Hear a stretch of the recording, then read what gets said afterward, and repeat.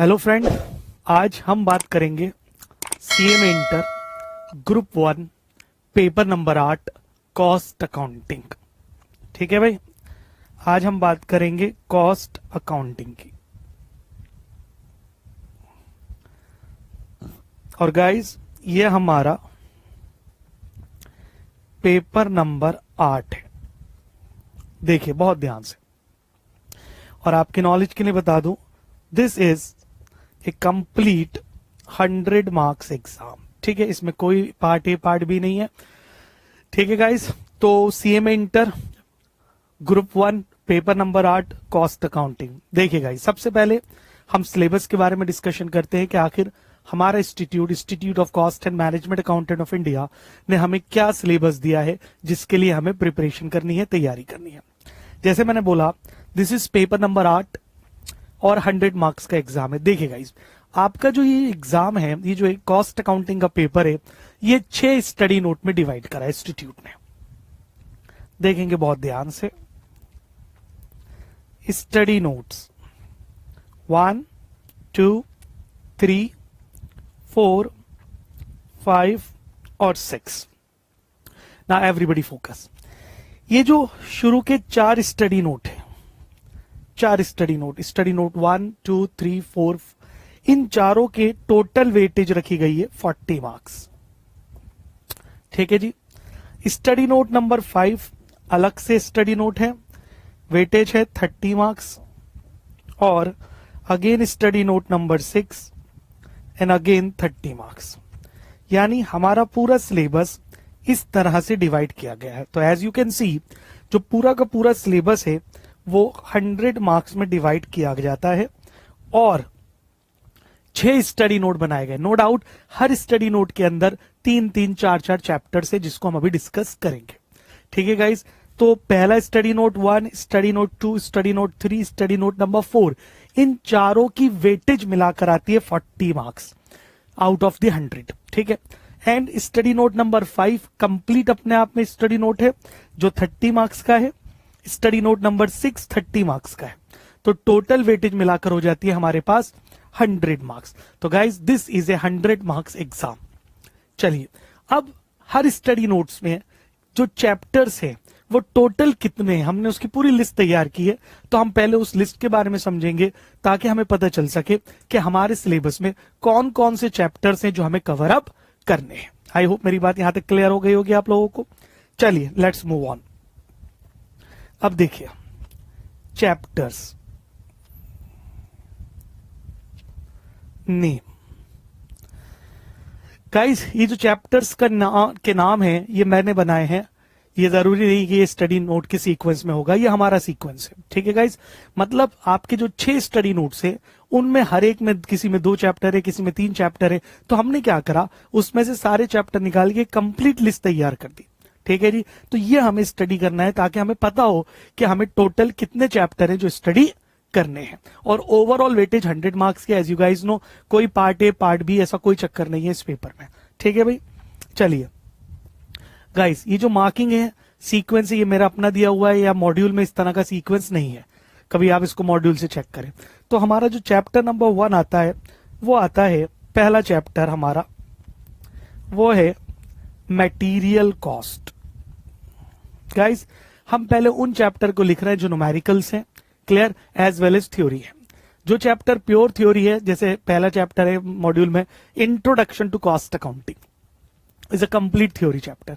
तो first I am writing those chapters जो पूरी तरह से numerical as well as theoretical है, जिसमें से पूरा न्यूमेरिकल समझाएगा। और let me tell you guys, ये paper as the name suggest, ये पूरा न्यूमेरिकल पेपर है। अगर मैं वेटेज की बात करूं एक जर्नल लेवल पर, तो मान के चलिए 70% मार्क्स आपको न्यूमेरिकल सम सॉल्व करके आएंगे और 30% के लिए आपको थ्योरी करनी पड़ेगी। आई होप आपको मेरी बात समझ में आ रही होगी। तो गाइस, जो चैप्टर नंबर 1 है that is called material cost. ठीक है भाई। चैप्टर नंबर 2 हम इसको लिखते हैं लेबर कॉस्ट। आप इसको एम्प्लॉय कॉस्ट भी लिख सकते हैं, that is the labour cost. Chapter number 3 by the name known as overheads. ठीक है guys, chapter number 3 is what, overheads. Chapter number 4 is direct expenses. That is chapter number 4, direct expenses. Chapter number 5 is cost sheet. Chapter number 6, reconciliation of cost and financial profits. Reconciliation of cost and financial profits. Chapter number 7, we have integrated and non-integrated accounts. Integrated and non-integrated accounts. ठीक है भाई. Chapter number 8 is process costing. ठीक है guys, तो अभी तक आपने ये नोट कर लिया होगा.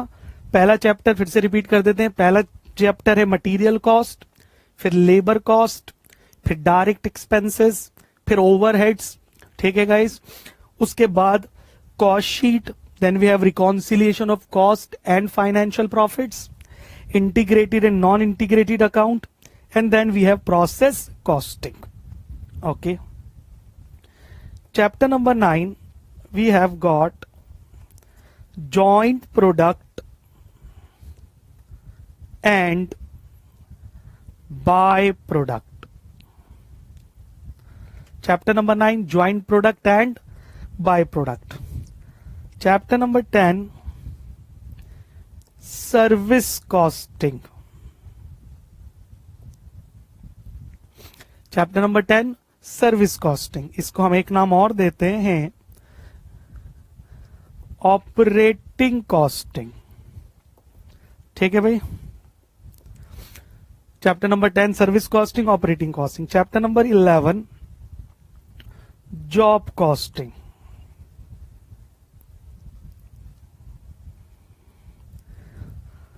Chapter number 12, batch costing. Chapter number 13, contract costing. Contract costing. Chapter number 14,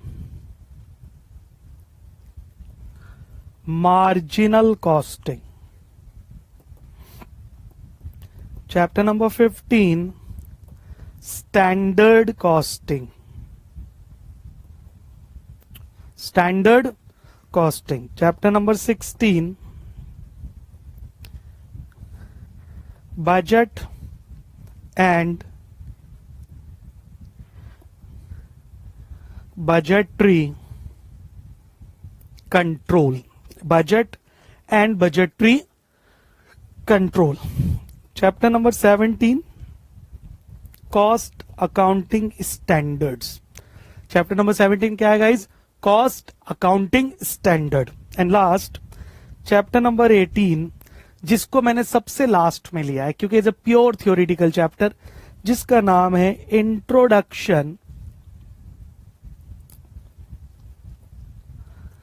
introduction to cost accounting.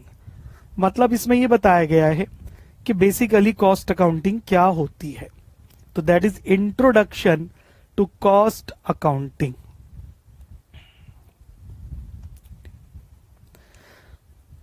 फिर से देख लीजिए, इंट्रोडक्शन टू कॉस्ट अकाउंटिंग.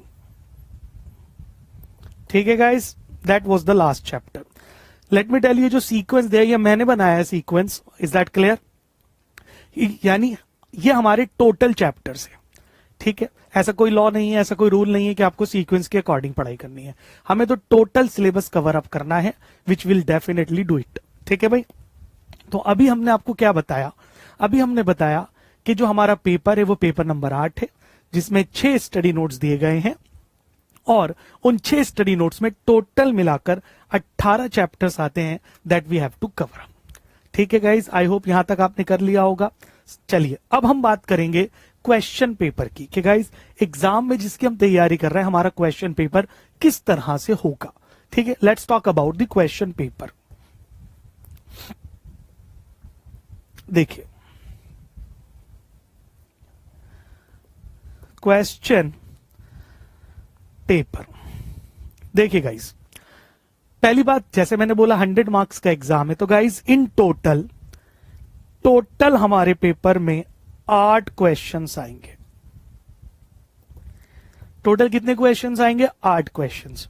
अगर मैं इसके 2 पार्ट में डिवाइड करूं क्वेश्चन पेपर को, तो जो क्वेश्चन नंबर 1 है, कम ऑन गाइज, ये कंपलसरी क्वेश्चन है।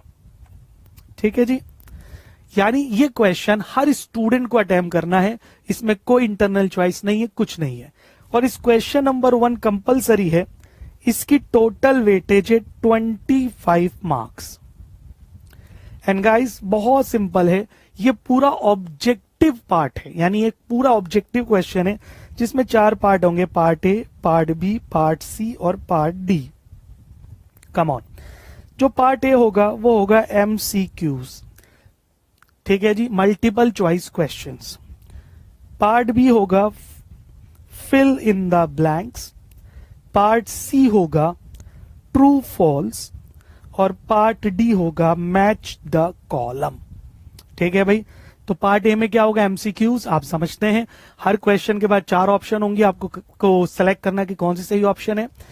पार्ट बी में फिल इन द ब्लैंक्स करनी है, पार्ट सी में ट्रू एंड फॉल्स करना है, बस आपको ये लिखना है कि वेदर इट इज ट्रू और फॉल्स, ट्रू और फॉल्स। और पार्ट डी में आपको कॉलम्स को मैच करना है, मतलब आपको कॉलम ए गिवन होगा, कॉलम बी गिवन होगा, आपको मैच करना है कि भाई कौन सा किससे मैच होता है। ठीक है guys, let me tell you, question number 1 compulsory है, हर स्टूडेंट को ये अटेम्प्ट करना है और ये 25 मार्क्स का है। जैसे आप लोग जानते हैं पेपर क्लियर करने के लिए मिनिमम 40 मार्क्स चाहिए, बट एग्रीगेट मिलाकर 50 मार्क्स हमें चाहिए ही चाहिए। तो गाइज अगर हम क्वेश्चन नंबर 1 सही कर लेते हैं, जो कि हम डेफिनेटली करेंगे, ठीक है जी, तो हमारे लिए पास होने की संभावना बहुत ज्यादा बढ़ जाती है। आई होप मेरी बात क्लियर है यहां तक। आइए, अब क्वेश्चन नंबर 1 हो गया, अब हमारे पास बचे क्वेश्चन नंबर 2 से लेकर क्वेश्चन नंबर 8, 2, 3, 4, 5, 6, 7, 8। ठीक है जी, तो आप देख सकते हैं टोटल हमारे पास 7 क्वेश्चन होते हैं। ठीक है जी, and let me tell you guys, इन 7 क्वेश्चन में से आपको कोई से 5 क्वेश्चन करने हैं, मतलब out of this 7 questions, again आपको कोई से 5 क्वेश्चन करने हैं। क्वेश्चन कोई से 2 क्वेश्चंस आप छोड़ सकते हो, स्किप कर सकते हो। ठीक है, और ये इंटरनल चॉइस है। तो इन शॉर्ट 8 में से आपको टोटल 6 क्वेश्चन करने, पहला कंपलसरी, बाकी 7 में से कौन से? 5 क्वेश्चन। ठीक है गाइस, और इन 5 क्वेश्चन की जो वेटेज होगी वो होगी गाइस 75 मार्क्स। ठीक है, अभी किस तरह से आएगा? तो लेट मी टेल यू, हर क्वेश्चन के 2 पार्ट होंगे, पार्ट ए, पार्ट बी। तो अगर 5 क्वेश्चन है और हर क्वेश्चन के 2 पार्ट है, तो इन टोटल 10 क्वेश्चन हो गए, और इन दोनों पार्ट का मिलाकर वेटेज होगी 15 मार्क्स। ठीक है गाइस, तो अगर एक क्वेश्चन के 15, तो 5 के कितने हो गए? 75 मार्क्स। ठीक है जी, तो ये आपका क्वेश्चन पेपर है। अच्छा जी, अब ये जो 2 पार्ट है हर क्वेश्चन के, आप जैसे मान लो मैं क्वेश्चन नंबर 2 उठाता हूं, तो उसके 2 पार्ट होंगे, पार्ट ए, पार्ट बी।